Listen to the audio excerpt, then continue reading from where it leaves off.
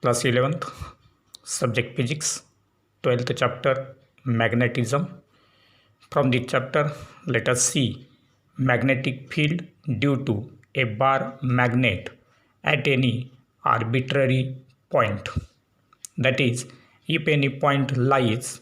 anywhere other than the axis or equator of this bar magnet, then what will be the magnetic field at that point that we will have to study. So for that purpose, let us consider a bar magnet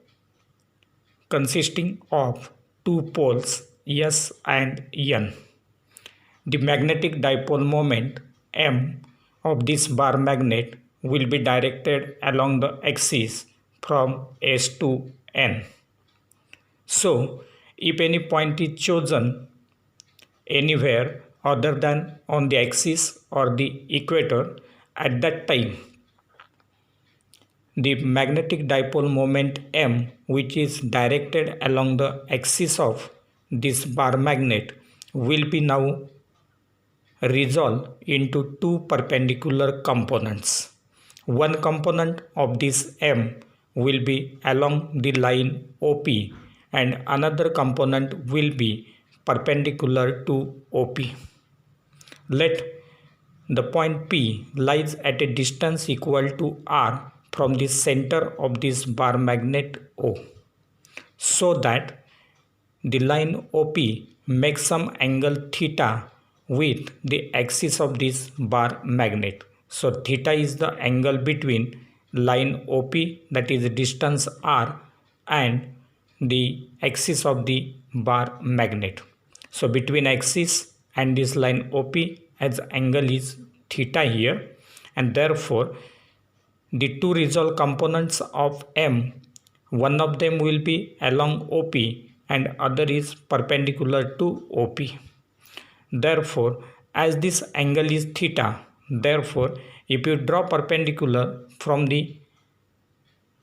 N pole of this bar magnet on this line OP, then we will get here a right angle triangle.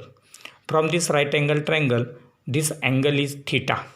and therefore this component will be opposite side to this angle theta, and therefore it will be parallel to this component, and so that this component of magnetic dipole moment will be M sin theta. Similarly, this side for this angle theta will be adjacent side, and therefore as it is adjacent side, this component of M will be M cos theta. So in this way, the resolved components of this magnetic dipole moment M are M cos theta and M sin theta. M cos theta is directed towards point P, that is along the line OP, and M sin theta is perpendicular to this line OP. And therefore, at this point P, the magnetic field will be due to these two components, resolved components, that is M cos theta and M sin theta, and therefore at this point P, if M cos theta is directed along the line OP, therefore the component of the magnetic field along this line OP will be considered as the axial magnetic field, that is B axial. While the second component M sin theta is perpendicular to OP, and therefore at this point P, this perpendicular component to this B axis will be the equatorial magnetic field, that is B equatorial. So B axis and B equatorial will be present at this point P, and therefore the resultant magnetic field B at this point P will be given by B axis and B equator. Let the resultant be the magnetic field B at this point P, and therefore let alpha be the angle between the resultant magnetic field B and the axial magnetic field, that is the resultant of this B axis and B equator. The magnetic field B makes angle alpha with the axial magnetic field. And therefore, already we have studied that B axis is given as mu 0 upon 4 pi 2m upon r cube, and B equatorial is equal to mu 0 upon 4 pi m by r cube. But in this case, instead of m, the components of m will be there, and therefore in axial magnetic field, instead of m, we will have to consider m cos theta, and in equatorial magnetic field, instead of m, we will have to consider m sin theta. And therefore, we can write the axial magnetic field is given as Bx is equal to mu 0 upon 4 pi 2m cos theta upon r cube. Since Bx is equal to mu 0 upon 4 pi 2m by r cube, but in this case m will be replaced by m cos theta. Similarly, the equatorial magnetic field B, is given as B equator equal to mu 0 upon 4 pi m sin theta upon r cube. Since B equator equal to mu 0 upon 4 pi m by r cube, again here m is replaced by m sin theta, that is the component of m. And therefore, the resultant magnetic field B at point P,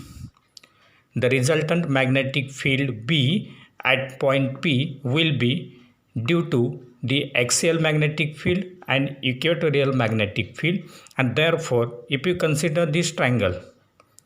it will be right angle triangle because B equatorial will be parallel to this, and therefore as it is right angle triangle, therefore this angle is alpha here, and therefore for this right angle triangle, by using Pythagoras theorem, we can write B square equal to hypotenuse square equal to sum of the squares of two sides, that is B square equal to B axis square plus this side will be B equatorial, and therefore B equatorial square, and therefore we can write B square equal to B axis square plus B equatorial square. Taking square root, we will get B equal to square root of B axis square plus B equator square. Now putting the values of B axis and B equator from these two equations, we will get B equal to square root of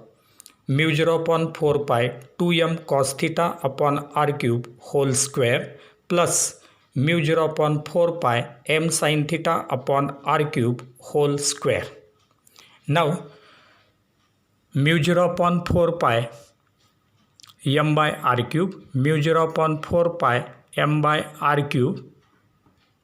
are common, and their square is there, then square and square root will get cancelled, and therefore we can write mu 0 upon 4 pi m by r cube. So this common factor with its square and square root is there, therefore square and the square root will get cancelled for this factor, and therefore we will get mu 0 upon 4 pi m by r cube out of the square root, and inside the square root here it is left 2 cos theta square, so 2 cos theta square plus here it is left only sin theta square, so sin theta square. It will be written as then B equal to mu 0 upon 4 pi m by r cube as it is, then 2 cos theta square will be 4 cos square theta, it will be under root, and plus sin theta square, that is sin square theta. That will be written as mu 0 upon 4 pi m by r cube into square root of 4 cos square theta will remain as it is, and then sin square theta will be replaced by 1 minus cos square theta, because sin square theta plus cos square theta is equal to 1, and therefore sin square theta will be equal to 1 minus cos square theta. Now from this relation we will get 4 cos square theta plus 1 minus cos square theta. So 4 cos square theta minus cos square theta will be 3 cos square theta, and therefore B will be equal to mu 0 upon 4 pi m by r cube into root of 3 cos square theta plus 1, equation number 1. So this equation B equal to mu 0 upon 4 pi m by r cube into root of 3 cos square theta plus 1 will give us the magnitude of magnetic field at that point P. And now the direction of that magnetic field, that is resultant magnetic field B at point P, will be given by, so the direction of this, the magnitude we have got, now the direction of this B will be obtained by taking tangent of this angle alpha, as it is tan alpha. So tan means opposite side upon adjacent side. Opposite side will be B equator, adjacent side is B axis, and therefore we can write tan alpha equal to B equator upon B axis. Now putting the values of B axis and B equator, we will get mu 0 upon 4 pi m sin theta upon r cube, that is B equator, divided by mu 0 upon 4 pi 2m cos theta upon r cube, that is B axis. Mu 0 upon 4 pi, mu 0 upon 4 pi will get cancelled, will get cancelled, r cube will get cancelled, and therefore we will get only tan alpha equal to sin theta upon 2 cos theta, sin theta upon 2 cos theta, that will be half sin theta upon cos theta. But we know that sin theta upon cos theta is tan theta, and therefore tan alpha will be equal to half tan theta, equation number 2. This equation will give us the direction of the resultant magnetic field at point P. So as tan alpha is equal to half tan theta, the alpha will be equal to tan inverse of half tan theta. Alpha will be equal to tan inverse of half tan theta, which gives us the direction of that resultant magnetic field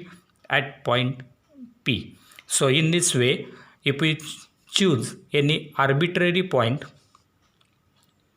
in the magnetic field of that bar magnet, then magnitude of magnetic field is mu 0 upon 4 pi m by r cube root of 3 cos square theta plus 1, and its direction is given as tan alpha equal to half tan theta.